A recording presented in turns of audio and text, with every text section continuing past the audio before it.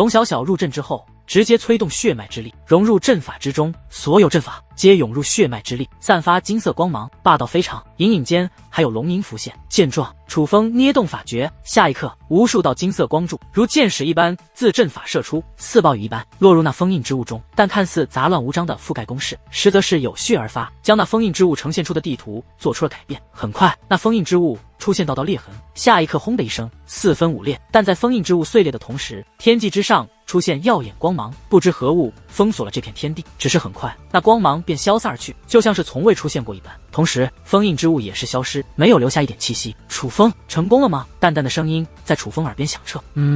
封印是解除了。楚风回答淡淡的同时，却在四下观察，是在寻找龙卓岩的身影。刚刚的光芒一闪即逝，可楚风察觉到那是极其厉害的封锁大阵，那封锁大阵与此地格格不入。楚风怀疑是龙卓岩的手段，可为何封锁大阵一闪即逝？那封锁大阵是要封锁什么？而此刻，龙卓岩的确还在这方天地之中，掌心握着一件金灿灿的宝物。宝物小巧，看似寻常，实则若是放大，宛如牢笼，与刚刚遮天蔽日之物一模一样。龙卓岩此刻将目光投向第9道天河，居然拦不住那力量。莫非万法大帝也还在世？龙卓岩若有所思，第9天河极深之处有着一座恐怖混沌的世界，不知是它导致，还是另有缘由。这方世界周围很大一片区域，竟没有任何一方世界存在，尽显死寂。它散发的光芒也不强烈，导致这片浩瀚之地大片区域被黑暗吞没，唯有这方世界闪烁淡淡光芒，可给人之感觉并非希望，而是诡异。可别看它散发的光芒微弱，可世界上世界极其辽阔，且内部光芒普照，几乎没有任何一片区域是不被光芒占据的。那光芒七彩斑斓，并不统一，且这七彩斑斓的光芒看着好看，实则危险至极。那是紫色的雷霆，蓝色的火焰，红色的飓风，这些力量如同一只只猛兽，相互进攻，发出嘶吼，谁也不服谁，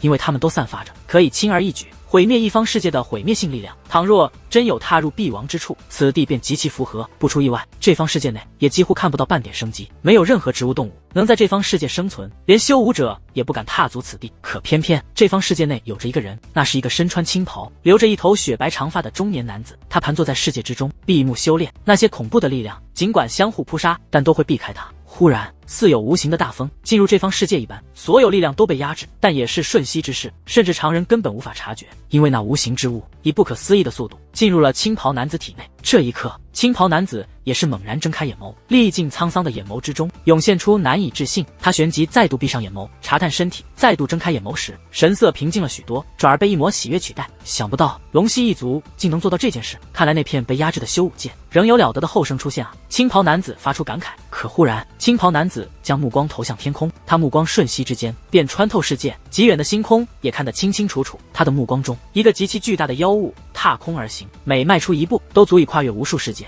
可偏偏他的脚步很轻，竟不会引起任何动静，就连身形都是隐藏状态，寻常人根本无法发现于他。伴随妖物靠近，样貌也越发清晰，那是一个身体布满鳄鱼鳞片，有着人类脑袋却留着巨大鳄鱼尾巴的鳄鱼妖人，而他的体型更是超乎想象。哪怕这方诡异世界已是极其辽阔，可竟不如那鳄鱼妖人的脑袋巨大。可那巨大的鳄鱼妖人在到达一定距离后，却立刻停了下来，眼中有着些恐惧，且小心翼翼地将一道声音传递到世界之中。大人，何事？青袍男子起身回问。大人，属下有事来报。鳄鱼妖人施以毅力。说吧。青袍男子道，是那出入此域的界灵师界染青，属下奉命前去邀请，可他拒绝了大人的合作邀请。大人您看，是否要给他一点颜色瞧瞧？鳄鱼妖人问。他可有说拒绝的理由？青袍男子问。没有，就只是拒绝了。鳄鱼妖人道，现在的后生还真是有个性。青袍男子道，确实太猖狂了，属下按照大人要求，不仅备了见面礼，说话那更是客客气气，可他却拒绝得十分干脆，连见面礼都不收，简直是一点面子都不给。我等第一时间便想给他一些教训他，只是大人向来惜才，且曾嘱咐不可无礼，所以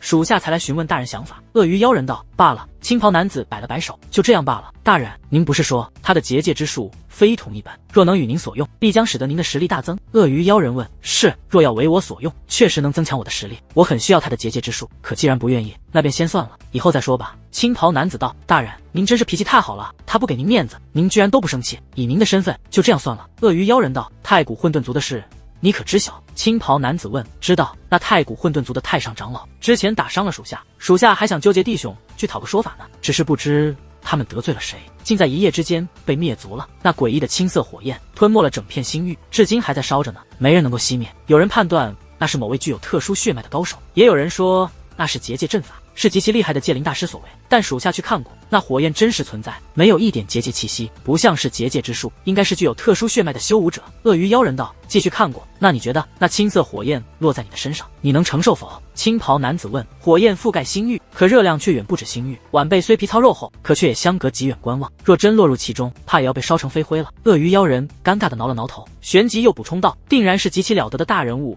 出手所为，那你还敢招惹芥染青？青袍男子反问：这与芥染青有？鳄鱼妖人起初不解，可很快反应过来，那巨大的眼眸瞪得老大，一张大嘴仿佛要吞掉天地，可发出的声音却是充斥着恐惧与后怕。大人，非那火焰与芥染青有关，正是他所为。我不让你们动武，不是脾气好，而是不想你们送死。青袍男子道：